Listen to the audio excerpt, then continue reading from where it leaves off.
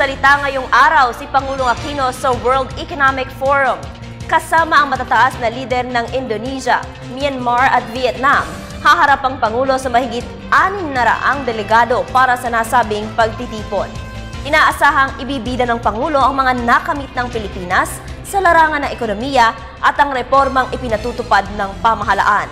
Samantala, kabilang din sa mga dadalo sa WEF ang mga malalaking financial institutions tulad ng Asian Development Bank, International Monetary Fund at World Bank.